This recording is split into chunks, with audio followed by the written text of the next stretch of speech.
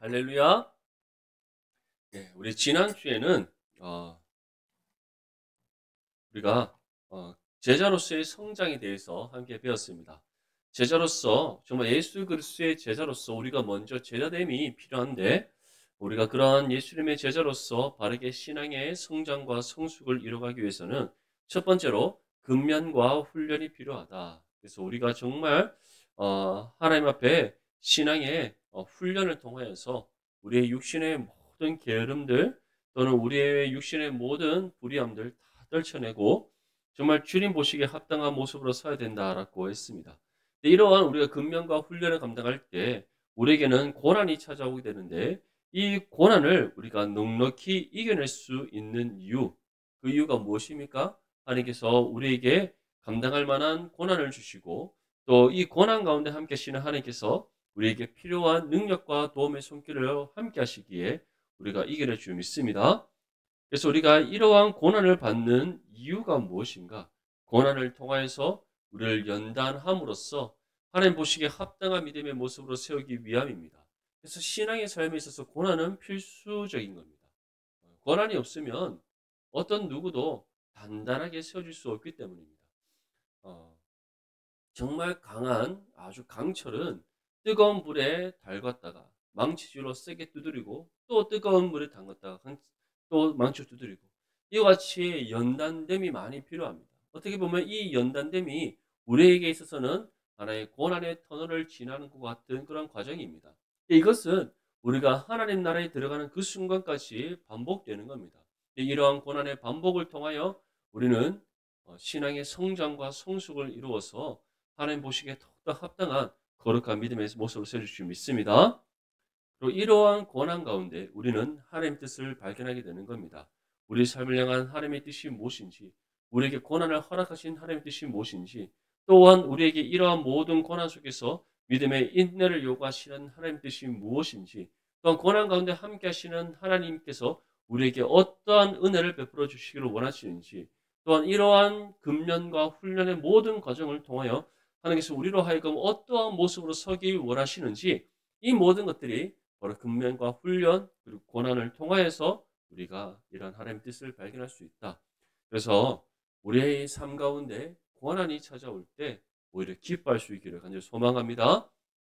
고난을 두려워하기보다 고난을 넉넉히 이길 수 있도록 은혜 베푸신 하나님, 이 고난을 통해 우리로 하여금 훈련시키셔서 그리스도의 장성한 분량에 이르도록 하시는 하나님, 또 고난 가운데 우리 삶을 향한 하나님의 뜻을 깨닫게 하셔서 그 뜻대로 합당히 살아가게 하시는 하나님, 그 하나님을 심을 우리가 기억하며 고난 가운데 기뻐하고 즐거워할 수 있는 저와 여러분들의 삶이 되시기를 축복합니다. 오늘은 순종과 축복입니다. 첫 번째 주제는 순종에 대한 약속과 축복입니다. 1번에 순종하는 그리스도인에게 무슨 축복이 보장되어 있습니까? 요한복음 14장 23절에 보면 다음과 같이 기절합니다. 우리 함께 읽어보겠습니다. 시작. 예수께서 대답하여 이르시되 사람이 나를 사랑하면 내 말을 지키리니 내 아버지께서 그를 사랑하실 것이요 우리가 그에게 가서 거처를 그와 함께 하리라. 아멘. 순종하는 믿음의 삶에 하나님께서 어떠한 축복을 우리에게 약속하고 있습니까? 하나님께서 우리를 사랑하시는 약속과 축복입니다. 이 약속, 우리를 사랑하신다. 이것은 곧 하나님께서는 우리를 사랑하시지 않았는데 순종하니까 사랑하셨다. 이런 뜻이 아닙니다. 순종을 통하여 우리 삶을 향한 하나님의 사랑을 경험하게 됨을 뜻하는 겁니다. 그래서 하나님을 사랑하면 반드시 하나님 말씀을 지키게 되어 있습니다. 그래서 예수님께서는 사람이 나를 사랑하면 다시 말해 우리의 구원자 되시는 예수 그리스도를 사랑하면 예수님의 말씀의 가르침을 반드시 지키게 되어 있다는 겁니다. 이를 통해 하나님 아버지께서 그를 사랑하심을 그가 경험하게 된다. 또한 그가 누구와 함께한다? 하나님과 함께한다. 하나님과 함께하는 게 단순히 이 땅에서의 삶에서만 함께하는 것이 아니라 어디서 함께한다는 겁니까? 그에게 가서 거처를 그와 함께하리라. 하나님의 나라에서의 영생이 주어진다는 것을 우리에게 뜻하는 겁니다. 이것을 통해 우리가 무엇을 알 수 있습니까? 진정으로 참된 믿음의 성도라면 반드시 하나님의 뜻에 순종한다는 겁니다. 그것이 바로 하나님을 향한 우리의 사랑의 증거요. 또한 이를 통해 우리는 다시금 우리를 사랑하시는 하나님의 사랑을 확인받을 수가 있기 때문입니다. 두 번째로는 요한복음 15장 10절입니다. 함께 읽겠습니다. 시작. 내가 아버지의 계명을 지켜 그의 사랑 안에 거하는 것 같이 너희도 내 계명을 지키면 내 사랑 안에 거하리라. 아멘. 하나님 아버지의 계명을 지키면 그의 사랑 안에 거한다. 예수님의 말씀의 가르침을 지키면 예수님의 사랑 안에 거한다. 다시 말해 진정한 믿음의 성도는 하나님을 사랑하고 또한 그 사랑 안에서 진정으로 말씀의 법을 지켜 행하는 삶을 살아가게 되어 있다는 겁니다. 반대로 말해서 정말 하나님을 사랑한다라고 입술로는 고백하지만 말씀의 뜻을 따라 살아가지 않는다면, 하나님을 사랑하고 믿고 사랑한다 말하면서 말씀의 뜻에 순종하지 않는다면 그것은 곧 무엇이라는 겁니까? 거짓이라는 겁니다. 하나님을 사랑하지 않는 것이요, 하나님을 온전히 믿고 신뢰하는 것이 아니라는 겁니다. 다시 말해 하나님 앞에 기도합니다. 하나님 정말 도와주시옵소서. 응답해 주시옵소서. 하나님 정말 믿지 않는 우리의 가족이 구원받게 하여 주시옵소서. 하나님 정말 우리 가족에 있는 이러한 여러 가지 문제들을 해결해 주시옵소서. 기도합니다. 기도하지만 하나님을 믿고 신뢰하지 않을 때는 어떻게 합니까? 기도한 것과 달리 세상의 방법을 반드시 따르게 되어 있습니다. 마찬가지로 하나님을 믿고 사랑한다 말하면서 말씀의 법을 지키지 않는다면 그것은 거짓입니다. 하지만 진정으로 하나님을 사랑하는 사람은 그 사랑 안에서 말씀의 뜻에 순종하게 되어 있고, 또한 그 믿음의 순종을 통하여 하나님 사랑 안에 거하고 있음에 대한 약속의 증표를 얻게 된다는 겁니다. 이 사실을 믿을 수 있기를 소망합니다. 세 번째로는 요한복음 15장 14절입니다. 너희는 내가 명하는 대로 행하면 곧 누구의 친구다? 나의 친구라. 이런 찬양도 있지 않습니까? 나는 주의 친구라는 찬양이 있습니다. 이 말씀을 인용해서 지은 찬양인데, 예수님께서 우리를 친구로 삼아주신다. 이것은 곧 무엇을 의미하는 겁니다. 단순히 예수님이 나의 친구다, 내가 예수님의 친구가 되었다, 그러한 뜻으로 끝나는 것이 아니라 예수님과 영원토록 우리와 교제 나누시고 우리와 함께 하심에 대한 약속과 축복이라는 겁니다. 아멘. 그래서 그것이 바로 예수님이 나의 친구 되심에 대한 뜻입니다. 그래서 하나님의 말씀을 따라 행하는 사람만이 누구의 친구가 될 수 있다? 예수님의 친구가 될 수 있다. 또한 예수님께서는 누구의 친구가 되어 주신다? 예수님의 말씀을 지켜 행하는 사람에게 친구가 되어 주신다. 그래서 예수님이 정말 우리의 친구 되심을 믿습니까? 이 사실을 믿는다면 우리는 정말 주님 앞에 믿음으로 온전히 순종해야 될 줄 믿습니다. 마지막 네 번째로 요한일서 2장 5절 말씀 함께 읽겠습니다. 시작. 누구든지 그의 말씀을 지키는 자는 하나님의 사랑이 참으로 그 속에서 온전하게 되었나니 이로써 우리가 그의 안에 있는 줄을 아노라. 아멘. 또한 믿음으로 순종하는 사람은 하나님 사랑이 우리 안에 온전하게 되었다. 온전하게 되었다는 것은 하나님의 사랑이 우리 안에 충만하고 그 사랑과 안에서 우리가 온전히 거하는 삶이 되었으면 됐다는 겁니다. 이를 통해 우리가 무엇을 깨닫게 됩니까? 우리가 주 예수 그리스도 안에 있는 줄을 깨닫게 되는 겁니다. 이처럼 순종하는 그리스도인에게 무슨 축복이 보장되어 있습니까? 하나님 사랑 안에 거하고 있다는 믿음의 증표를 얻는 축복, 예수님이 우리의 친구 되심에 대한 증거를 받는 축복, 또 하나님 안에 우리가 거하고 있음에 대한 믿음의 증거를 얻는 축복, 그 축복이 바로 순종하는 그리스도인들에게 주어진다는 겁니다. 그래서 우리가 말씀의 뜻에 따라 순종하면 순종할수록 하나님의 사랑이 우리 안에 가득 채워져 있음을 깨닫게 되고, 우리가 순종하면 순종할수록 주님께서 우리와 날마다 교제 나누시고 동행하심을 깨닫게 되고, 우리가 믿음으로 순종하면 순종할수록 우리가 하나님 안에 거하는 믿음의 삶을 살아가고 있음을 깨닫게 되는 겁니다. 이것이 바로 세상 그 무엇보다 가장 큰 은혜와 복이라는 사실을 믿을 수 있기를 소망합니다. 이번에 우리는 어떤 태도로 순종해야 합니까? 또 하나님의 말씀을 순종하는 데 있어 시편 119편 59절에서 60절은 무엇을 가르쳐 줍니까? 먼저 우리 신명기 26장 16절 말씀 함께 읽겠습니다. 시작. 오늘 내 하나님 여호와께서 이 규례와 법도를 행하라고 내게 명령하시나니 그런즉 너는 마음을 다하고 뜻을 다하여 지켜 행하라. 아멘. 먼저 우리는 어떤 태도로 하나님께 순종해야 되는가? 한번 우리 밑줄을 읽어볼까요? 신명기 26장 16절 밑줄 한번 읽어봅시다. 시작. 마음을 다하고 뜻을 다하여 지켜 행하라. 아멘. 마음을 다하고 뜻을 다하라는 것은 우리의 생각과 우리의 마음과 말과 행동과 영혼과 육신과 모든 것들이 어떻게 하라? 하나님의 뜻에 순종함에 있어서 헌신하라는 것을 뜻하는 겁니다. 마음을 다하고 뜻을 다한다. 아낌없이 우리의 모든 것을 들여 순종하라는 겁니다. 아멘. 근데 우리 그리스도인이 하나님의 말씀의 뜻에 순종함에 있어서 가장 핵심적인 거 10가지 무엇입니까? 십계명입니다. 십계명. 하나님 한 분만을 섬기는 것. 그 어떤 것으로도 우상을 만들지 않는 것. 하나님의 이름을 망령되게 일컫지 않는 것. 안식일을 거룩하게 구별되게 지키는 것. 우리의 부모를 공경하고 살인하지 않고 간음하지 아니하고 내 욕심에 거짓 증거하지 아니하고 내 이웃의 소유를 탐하지 않는 것. 이 모든 것. 우리가 정말 마음과 뜻과 힘을 다하여 지켜야 될 하나님의 말씀인 줄 믿습니다. 이것을 예수님께서는 두 가지로 요약해서 우리에게 말씀하셨습니다. 하나는 무엇이다? 하나님 사랑. 또 다른 하나는 무엇이다? 이웃 사랑. 아멘. 그럼 이런 하나님 사랑과 이웃 사랑에 대해서 예수님께서는 산상수훈의 그 말씀을 통하여 우리에게 전하고 계시는 겁니다. 사랑하는 성도 여러분, 이처럼 우리는 어떠한 믿음의 태도로 순종해야 되는가? 1.1에게 틀림없는 하나님의 말씀 앞에 마음과 뜻을 다하여 순종해야 될 줄 믿습니다.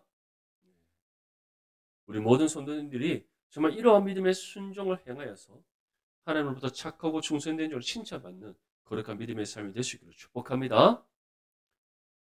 하나님의 말씀을 순종함에 있어서 시편은 우리에게 무엇을 가르쳐 주는가? 우리 시편 119편 59절에서 60절 말씀 함께 읽겠습니다. 시작. 내가 내 행위를 생각하고 주의 증거들을 향하여 내 발길을 돌이켰사오며 주의 계명들을 지키기에 신속히 하고 지체하지 아니하였나이다. 아멘. 어떻게 하라고 이렇게 말씀하고 있습니까? 신속히 하고 지체하지 말라. 다시 말해 하나님께서 말씀을 통해 우리에게 명령을 주시고 뜻을 깨닫게 하셨을 때 즉각적으로 순종하라는 겁니다. 그런데 참 안 됩니다. 맞죠? 그렇게 안 됩니다. 쉬지 말고 기도하라. 언제 가장 쉬지 말고 기도할 수 있습니까? 새벽입니다. 아멘. 주여라 말씀을 묵상하라. 말씀 묵상하기에 가장 좋은 시간이 언제입니까? 새벽입니다. 할렐루야. 여호와를 찬양하라. 언제 하나님을 찬양하기에 가장 좋은 시간입니까? 새벽입니다. 할렐루야. 그런 의미에서 우리 앞뒤 좌우를 한번 바라보며 인사합시다. 새벽을 깨웁시다. 한 번 더 인사할까요? 신속하고 지체하지 말고 깨웁시다. 인사합시다. 시작. 정말 은혜가 있기를 소망합니다. 특세 때는 정말 열심을 다해서 깨우시다가 하루가 딱 지나면 그러면 안 됩니다. 우리가 새벽을 깨우되 주님께서 우리에게 본을 보시지 않습니까? 항상 새벽 일찍 일어나셔서 하나님과 깊은 영적인 사귐의 관계를 나누셨습니다. 우리가 그 본을 본받아 정말 주님 앞에 순종함으로 새벽을 깨우는 저와 여러분들 되시기를 바랍니다. 이처럼 우리가 신속히 하고 지체하지 않으면서 정말 하나님 뜻에 순종하는 거 쉽지 않습니다. 저도 제 삶을 돌이켜보면 정말 쉽지 않았습니다. 제가 목회에 대한 부름을 받았을 때도 또는 그 목회 여정을 걸어가며 있어서 하나님께서 때를 따라 주시는 응답이 있었음에도 불구하고 순종하는 것이 너무나도 어려웠습니다. 왜냐하면 제 눈앞에 놓여 있는 여러 가지 상황들이 저의 생각과 마음을 혼란스럽게 만들기 때문입니다. 다 경험해 보시지 않습니까? 하나님의 앞에 분명하게 약속의 말씀을 받았고 그 말씀을 통해 하나님의 뜻을 깨닫게 되었는데 하나님의 응답이 내가 생각하는 때에 이루어지지 않는다고 해서 순종하기보다 내 뜻을 먼저 앞세우는 적이 없었습니까? 누구나 다 경험하고 있습니다. 그런데 그러할 때 하나님께서 우리에게 무엇을 요구하십니까? 끝까지 믿음에 인내하기를 원하시고 하나님 앞에 하나님께서 뜻을 주셨을 때 신속히 하고 지체하지 않으며 순종하기를 원하신다. 왜냐하면 우리가 순종을 미루면 미룰수록 무엇이 앞서게 됩니까? 우리의 생각과 마음이 반드시 앞서게 되기 때문입니다. 그게 바로 우리 연약한 이것이 바로 우리의 연약함이기 때문입니다. 그만큼 우리가 입고 있는 이 육신이 연약하고 죄악되기 때문입니다. 사랑하는 성도 여러분, 정말 이 시편의 말씀을 우리 마음에 새기면서 하나님께서 말씀을 통해 우리에게 뜻을 깨닫게 하셨을 때 신속히 또 즉각적으로 순종하는 저와 여러분들 수 있기를 바랍니다. 공부할 때도 미루면 어떻게 됩니까? 점점 분량이 쌓여가다가 나중에는 수포자가 되고 영포자가 되고 다 그렇게 되지 않습니까? 항상 예습보다 무엇이 중요하다? 복습이 중요하다. 공부한 거는 그날 공부를 마쳐야 됩니다. 아멘? 중요한 거는 저희도 잘 되지 않았는데 우리 자녀도 잘 안 되면 그 마음이 얼마나 답답합니까? 그렇죠? 항상 우리를 돌아보면서 열심히 잘하고 있다 칭찬하고 격려해 주시기 바랍니다.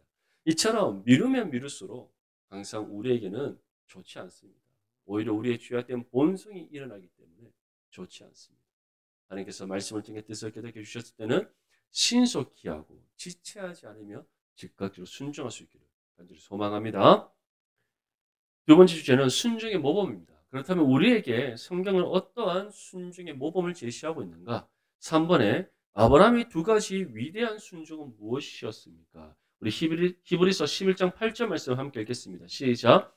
믿음으로 아브라함은 부르심을 받았을 때 순종하여 장래의 유업으로 받을 땅에 나아갈새 갈 바를 알지 못하고 나아갔으며. 아멘.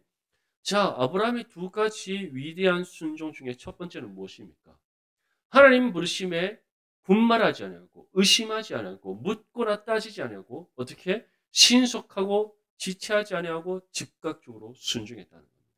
하나님께서 약속의 가나안 땅으로 가라고 말씀하셨습니다. 네 아버지 본토 그 아비 땅을 떠나서 갈대아 우르를 떠나서 내가 너에게 명령하는 그 땅으로 가라. 그 땅이 어디였습니까? 가나안 땅이었습니다. 근데 아브라함이 그 땅이 어디 있는지 알고는 있었습니까? 그 땅이 어떠한 땅인지를 알고 있었습니까? 성경이 우리에게 말씀하는 것처럼 그 땅이 어떠한 땅인지 어디에 있는지 갈 바를 알지 못했으나 하나님 명령이기에 그가 즉각적으로 순종하여 나아갔다는 겁니다. 그것이 아브라함이 우리에게 보여주는 위대한 순종의 첫 번째 모범입니다. 사랑하는 성도 여러분, 아브라함이 믿음의 조상이라고 불리는 이유가 여기에 있는 겁니다. 하나님 뜻이라면 지체하지 아니하고 즉각적으로 순종하는 것.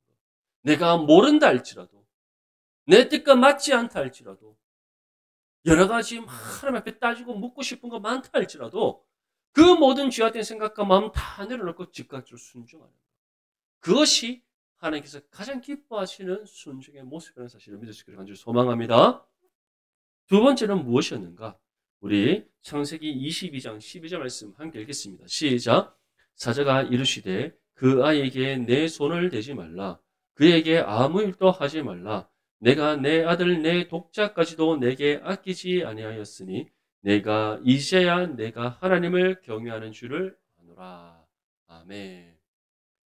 아브라함에게 가장 소중한 것은 무엇이었겠습니까?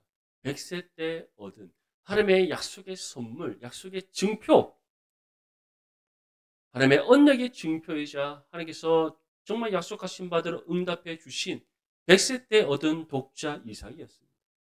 근데 어느 날 하나님께서는 어떻게 말씀하셨습니까? 네 아들을 하나님께 드려라고 말씀하셨습니다.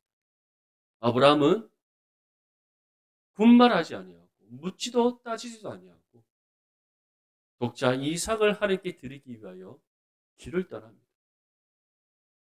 정말 대단한 믿음이지 않습니까? 그리고 이제 그 아들을 하나님께 드립니다. 이것이 꼭 무엇을 의미합니까? 하나님께서 달라 하시면 아브라함은 자신의 가장 소중한 것도 아낌없이 드렸다는 겁니다. 왜냐하면 아브라함에게 어떠한 믿음이 있었기 때문에 나의 모든 것이 나의 것이 아니요 하나님의 것임을 믿는 믿음이 있었기에 자신의 삶의 가장 중요한 독자 이삭까지도 하나님께서 나에게 드려라고 했을 때 아낌없이 드릴 수가 있었다는 겁니다. 오늘날 우리에게도 이와 같은 시험들이 계속해서 찾아옵니다. 세상은 끊임없이 우리의 육신의 욕심을 계속해서 자극시킵니다. 근데 그러한 우리가 육신의 욕심들 또는 우리의 육신의 죄악된 본성에 계속해서 타협하게 되면 하나님께 마땅히 드려야 할 것을 드리지 못하게 된다는 것을 기억할 수 있기를 바랍니다. 오늘날 어떤 시대입니까? 물질 만능의 시대지 않습니까? 부동산이든 또는 뭐 은행에 저축된 돈이든 주식이든 뭐든 정말 돈만 있으면 물질만 있으면 모든 것이 다 가능한 이 시대지 않습니까? 근데 세상은 그러한 물질을 우리의 우상으로 삼게 만든다는 겁니다. 그래서 오늘날 우리가 이 시대의 신앙의 삶을 살아가면서 가장 어려운 것이 무엇인지 아십니까? 몸으로 헌신하는 것, 교회의 여러 가지 다른 어떤 직분을 따라 헌신하는 것 아닙니다. 우리의 삶에서 가장 중요한 것은 나의 모든 소유가 나의 것이 아니라 하나님 소유됨을 믿고 인정하며 나의 것을 드리는 것. 그것이 우리의 가장 큰 시험입니다.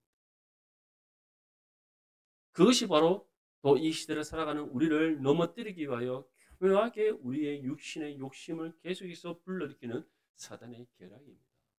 사랑하는 성도 여러분, 아브라함은 두 가지 위대한 순종의 모습을 보여줍니다.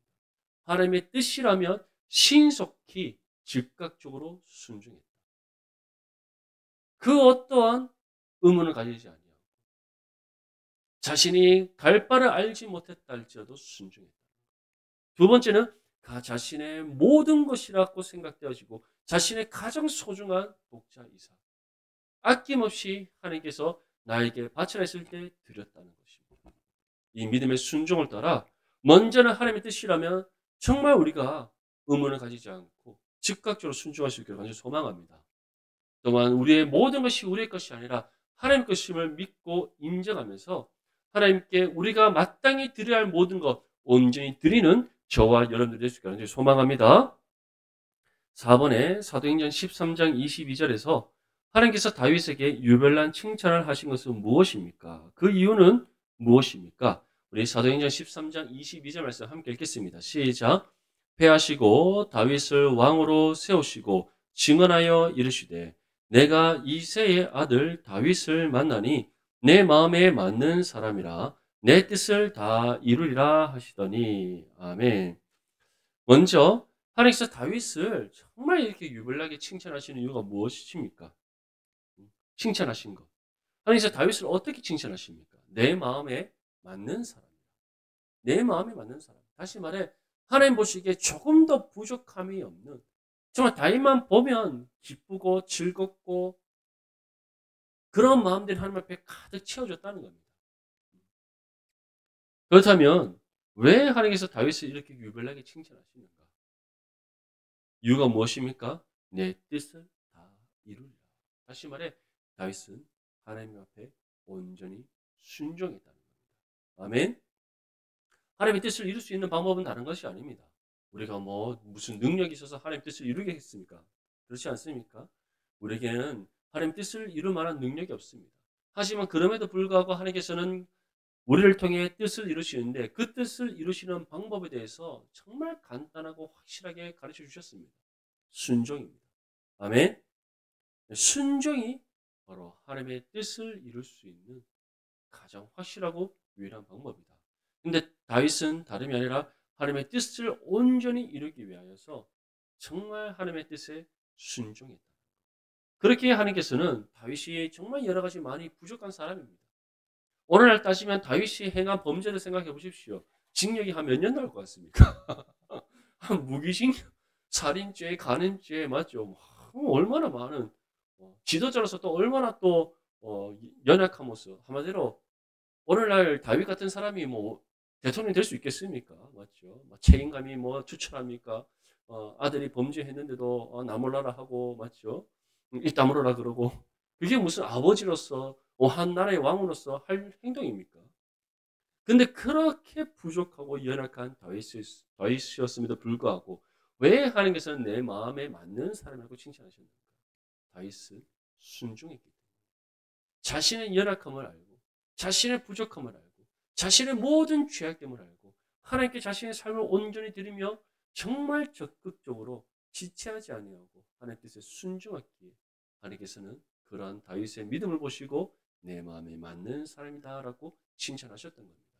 사랑하는 성도 여러분, 이처럼 우리는 연약합니다. 부족합니다. 그렇기 때문에 우리는 실수하고 때로는 하나님 뜻에 따라 살아가지 못할 때가 많이 있습니다. 하지만 그럼에도 불구하고 우리가 주의 뜻에 순종하고자 헌신하고 하나님께 기도할 때 하나님께서는 온전한 믿음의 순종의 모습으로 나아가게 하시고 그러한 우리에게 착하고 충성된 종이라 내 마음에 맞는 사람이라 칭찬해 주실 줄 믿습니다. 마지막 세 번째 주제입니다. 불순종의 위험입니다. 불순종의 위험. 5번에 스가랴 7장 11절에서 14절 백성들이 하나님의 교훈에 대해 어떻게 반응했습니까? 그 반응이 기도에 어떤 영향을 주었습니까? 그 결과는 무엇이었습니까? 스가랴서를 비롯하여서 선지서를 보면 이스라엘 백성들의 불순종, 죄악 이러한 부분에 대해서 정말 하나님의 경고의 말씀이 끊임없이 나옵니다. 근데 이런 특별히 오늘 우리가 살펴볼 스가랴서 7장 11절에서 14절 말씀은 이스라엘 백성들뿐만 아니라 정말 우리를 향하여서 하나님께서 순종에 대한 중요한 교훈을 주십니다. 먼저 하나님의 교훈에 대해서 백성들은 어떻게 반응했는가? 우리 첫 번째 줄 한번 읽어보겠습니다. 시작. 듣기를 싫어하며 등을 돌리며 듣지 아니하라고 귀를 막으며 그 마음을 금강석 같게 하여 밑에 줄도 한번 읽어보겠습니다. 시작. 전한 말을 듣지 아니하므로. 아멘. 하나님께서는 누구를 통해서 이스라엘 백성들에게 말씀을 전하셨습니까? 선지자들을 통해서 말씀을 전하셨습니다. 오늘날도 하시면 정말 목회자를 통하여서 목사들을 통하여서 하나님께서 말씀을 전하십니다. 그 선포되어진 말씀을 통하여 하나님의 뜻이 이스라엘 성도들에게 전달됩니다. 그런데 그들이 그 말씀을 들었음에도 불구하고 어떻게 한다는 겁니까? 듣기 싫어한다. 왜냐하면 그 말씀을 들으면 들을수록 어떤 일이 납니까? 자신들의 죄악이 드러나는 겁니다. 불순종의 모습, 하나님 뜻대로 살아가지 않는 모습, 우상을 섬기고 세상과 타협하고 하나님께 마땅히 드릴 것을 드리지 아니하고 이런 모든 그들의 죄악들이 드러나는 겁니다. 스가랴 선지자가 활동할 당시의 남유다의 모습은 정말 처참합니다. 므낫세 선지자는 자신의 아들을 불 가운데 지나게 하는 인신제사를 드리질 않나. 이 남유다 전역에 얼마나 수많은 우상들이 세워져 있고 그 우상을 향하여 제사드리는 신당들이 얼마나 많이 세워져 있었습니까? 예루살렘 성전 또한 우상을 섬기는 곳으로 전락되어 버렸습니다. 온 나라에 정말 이 가나안 족속들이 섬기는 우상으로 가득 채워져 있었습니다. 그러한 이스라엘을 향하여서 하나님께서는 돌이키라. 모든 우상들을 다 철폐하라. 정말 주의 말씀의 뜻에 순종함으로 하나님만을 온전히 섬겨라. 그런데 그들이 어떻게 한다는 겁니까? 듣기 싫어한다. 사랑하는 성도 여러분, 말씀은 반드시 우리의 죄를 숨김없이 드러나게 합니다. 우리가 성경 말씀을 읽든지 또는 선포되는 말씀을 듣든지 하나님께서는 그 가운데 먼저 1차적으로 우리에게 은혜를 베풀어 주시되 그 은혜의 첫 번째는 우리 죄에 대한 회개입니다. 그래서 하나님께서 우리 죄에 대한 돌이킴과 회개를 촉구하는 그 말씀을 우리에게 분명히 주십니다. 그런데 그것을 듣기 싫어한다? 회개 자리에 나갈 수가 없습니다. 등을 돌린다? 듣지 않으려고 귀를 막는다? 그 마음을 금강석 같게 했다는 것은 하나님의 말씀이 침투하지 못하도록 철저하게 막 마음을 굳게 닫고 있다는 것을 뜻하는 겁니다. 그래서 결국에는 하나님의 말씀이 선포되어지고 하나님의 말씀이 그들에게 전해짐에도 불구하고 듣지 않는다. 듣지 않기 때문에 무엇이 없는 겁니까? 순종이 없는 겁니다. 돌이킴이 없는 겁니다. 변화됨이 없는 겁니다. 사랑하는 성도 여러분, 정말 하나님의 말씀을 듣기를 즐겨하고 하나님의 말씀을 들을 때 온 마음을 열어 온전히 받아들이는 저와 여러분들 될 수 있기를 소망합니다. 한번 생각해 보십시오. 우리 자녀들이 계속 우리 자녀들을 갖고 얘기하니까 계속 집에 가서 자녀들 생각하지 마시고 예를 드는 겁니다. 우리 자녀들이 때로는 다 우리 눈에 보기에 좋게 행동하지 않지 않습니까? 공부를 할 때 책상을 깨끗하게 정돈해서 공부하면 얼마나 좋습니까? 맞죠? 그 누가 봐도 공부 열심히 하는 것처럼 보일 텐데 책상을 어지러 놓고 책은 저기 가고 공업기는 저기 가 있고 볼펜은 막 너버려져 있습니다. 부모만 어떻습니까? 네. 말하지 않아도 맞아요. 가슴 깊이 올라오는 분노가 있지 않습니까? 예. 근데 이제 처음에는 좋게 얘기를 합니다. 음료수 한 잔 탁 떠주면서 세상을 좀 정리해서 공부를 하는 것이 어떻겠니? 지옥의 가루 좀 치우는 것이 어떻겠니?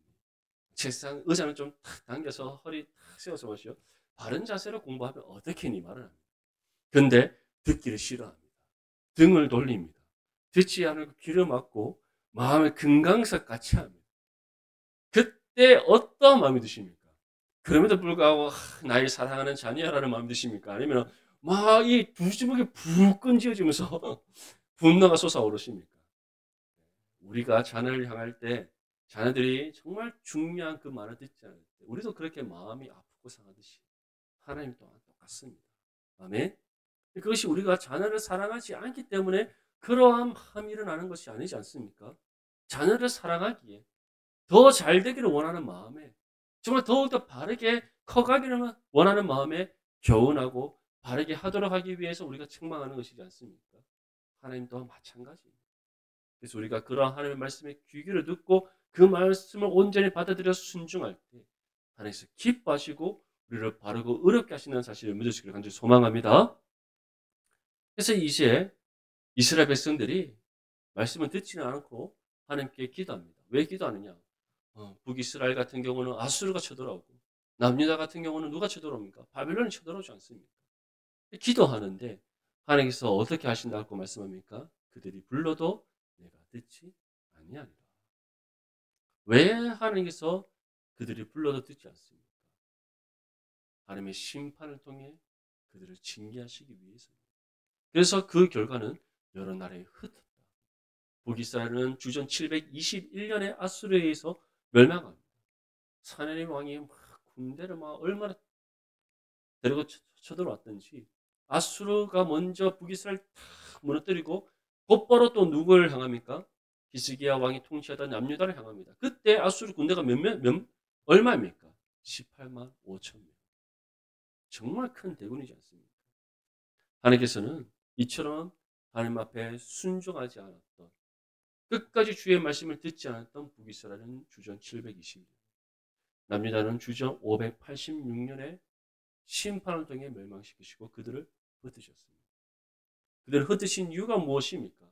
그들의 죄를 깨닫게 하시기 불순종의 죄, 하나님의 말씀을 듣지 않았던 죄를 깨닫게 하시기 위해서입니다. 그래서 특별히 남유다가 멸망한 이후에 이스라엘 백성들이 철저하게 자신들의 죄를 깨닫게 됩니다. 그래서 무엇을 선포합니까? 회개의 날을 선포하는 겁니다. 그래서 그들이 금식하며 하나님 앞에 자신들의 죄를 회개했더라. 무엇을 위해? 하나님께서 말라기 선지자를 통해서 예언하셨던 것처럼 다시 이스라엘을 회복시킬 그 날을 소망하는 마음으로 그들이 자복하며 회개했다는 겁니다. 사랑하는 성도 여러분, 하지만 가장 하나님께서 원하시는 것은 무엇이겠습니까? 하나님께서 말씀하실 때에 귀 기울여 듣고 그 말씀을 우리의 마음에 받아들이며 순종하는 것. 그것을 하나님께서 가장 원하신다는 사실을 믿으시기를 소망합니다. 마지막으로 6번에 사무엘상 15장 18절에서 23절에서 온전한 순종 대신에 사울왕은 자기 방법대로 예배하고 변명했습니다. 사무엘의 대답은 무엇이었습니까? 완고함과 거역은 무엇에 비교됩니까? 그의 불순종은 자신에게 어떤 비참한 결과를 가져왔습니까? 이 사울은 어떤 변명을 했냐면 우리 앞에는 블레셋 군대가 진을 치고 있고 언제 어떻게 그들이 쳐들어올지 모르는데 이제 전쟁을 하기 위해서는 하나님 앞에 제사를 먼저 드려야 됩니다. 그것이 하나님께서 모세로부터 주신 그 율법의 규례입니다. 근데 이 제사는 누구만이 드릴 수 있습니까? 선지자이자 제사장만이 드릴 수 있습니다. 근데 그 당시 때 선지자이자 제사장이 누구입니까? 사무엘이지 않습니까?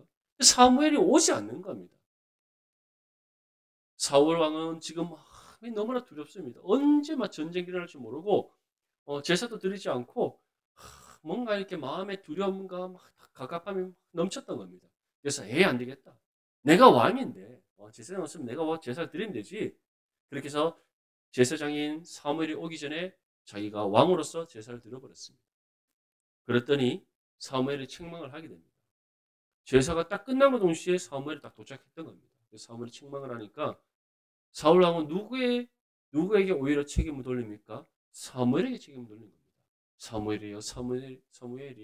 우리가 그렇게 기다리고 기다렸는데 당신이 오지 않아서 내가 대신 제사 드렸습니다.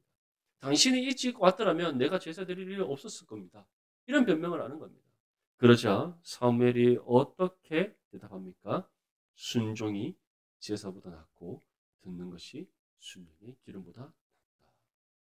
아멘. 하나님께서 가장 원하시는 것은 무엇입니까? 순종하는 겁니다. 하나님의 때가 이르는 그날까지 믿음으로 인내하며 순종하는 것. 그것이 하나님께서 가장 원하신다는 사실을 믿을 수 있기를 소망합니다. 그래서 완고함과 거역은 무엇에 비교되는가? 우리 두 번째 줄 한번 읽어보겠습니다. 시작. 거역하는 것은 점치는 죄와 같고 완고한 것은 사신 우상에게 절하는 죄와 같습니다. 왜냐하면 하나님의 말씀에 거역한다는 것은 하나님을 믿고 신뢰하지 못하기 때문입니다. 완고하다는 것은 내 뜻을 꺾지 않는 겁니다. 내 뜻을 꺾지 않는다는 것은 하나님의 뜻이 아닌 내 뜻이 옳다라고 여기는 것이기 때문입니다. 그렇기 때문에 거역한다는 것은 점치는 죄, 완고한 것은 우상이 절하는 죄와 같다. 거역한다는 것은 하나님이 아닌 다른 우상을 의지하는 것과 같은 것이고, 완고하다는 것은 자신의 뜻이 곧 우상이 된 것과 같기 때문입니다. 그렇기 때문에 이것이 정말 너무나도 큰 죄라는 것을 우리에게 말씀하고 있습니다. 마지막으로 그의 불순종은 자신에게 어떤 비참한 결과를 가져왔습니까? 마지막 세 번째 줄 함께 읽겠습니다. 시작. 여호와께서도 왕을 버려 왕이 되지 못하게 하셨나이다. 아멘. 이 말씀대로 사울은 결국 하나님으로부터 버림받게 됩니다.